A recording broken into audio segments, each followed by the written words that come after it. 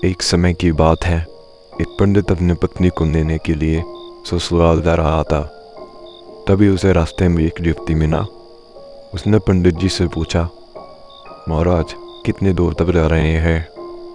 पंडित जी ने कहा कि मैं अपनी पत्नी को ससुराल से लेने जा रहा हूँ।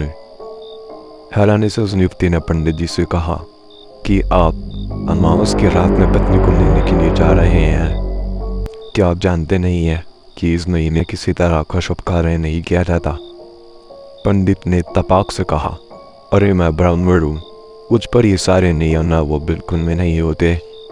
उस व्यक्ति को पंडित के मुंह से ऐसी बातें सुनकर बड़ा अजीब लगा, लेकिन वो कर भी क्या सकता था। वो चुपचाप वहाँ से निकल गया। पंडित भी अपने रास्ते की ओर चलते चले गए और कुछ देर बाद ससुराल पहुंचे। वह पहुंचते ही उनका खूब आदर सत्कार हुआ, लेकिन लड़के वालों ने भी अमावस की रात में बेटी को घर से ससुराल भेजने से मना कर दिया। ब्राह्मण भी मानने वालों में से नहीं थे। उन्होंने जीत पकड़ ली कि वो अपनी पत्नी को लेकर ही जाएंगे, और होते होते वो अपनी पत्नी को लेकर अपने घर की ओर निकल पड़े। रास्ते में कुछ देर आगे बढ़ने पर पंडित को जोर से प्यास लगने लगी। सामने ही उन्हें कुआं नजर आया। वो वहां गए और उसी को खींच कर अपने पानी निकालने लगे। उसी वक्त एक व्यक्ति भी वहां पहुंचा और उसने पंडित जी से कहा कि मुझे भी पानी पीना आ रहा है, क्या मेरे लिए पानी निकालो में? जैसे ही पंडित उसकी नींव पानी निकालने लगे तो उसने पंडित को उठाकर कुएं के अंदर डाल दिया और उसने पंडित का वेश बदल लिया और उसकी पतली के साथ रास्ते में आगे बढ़ने लगा।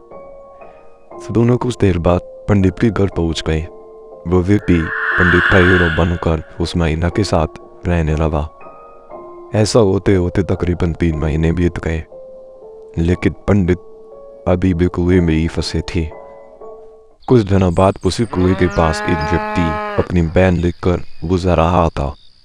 बहनों की गले की घंटी की आवाज कुएं के अंदर फंसे पंडित के कानों पर पड़ी। तभी पंडित जोर से चिल्लाया, बचाओ बचाओ, कोई है? तुम मुझे बाहर निकालो। बहन निकल जा रहा है आदमी को लगा कि कुएं से कोई बहुत बोल रहा है। फिर भी वो हिम्मत करके कुएं के पास गया और पूछा, कौन हो तुम? पंडित ने कुएं के अंदर से ही उस व्यक्ति को अपने साथ वही सारी घटना के बारे में बताया। सब कुछ सुनकर उस इंसान का दिन भर आया और पंडित को कुएं से बाहर निकाल लिया। कुएं से निकलते ही पंडित का फटाफट अपनी पत्नी से मिलने के लिए गांव पहुंच गया।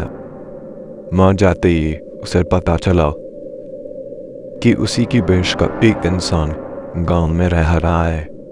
पंडित ने अपने पिता को बताया कि मैं आपका सी बेटा हूँ, इसने मुझे कुएं में धक्का मार दिया था, मेरा रूप लेकर ही हमारा है। यही बात पंडित पूरे गांव वालों को बोलने लगा। बात इतनी बड़ी हो गई कि राजा के पास पहुंच गई। राजा ने पूरा मामला सुनने के बाद एक बड़ा सा चबूतरा बनाकर पूरी राज्य के लोगों को बनाया, साथ ही एक नोटा भी वहां रख दिया। जब सभी लोग वहां पहुंच गए तो राजा ने दोनों से पूछा, तुम दोनों में से असली पंडित कौन है? जवाब में दोनों ने कहा, मैं असली हूं, मैं असली हूं।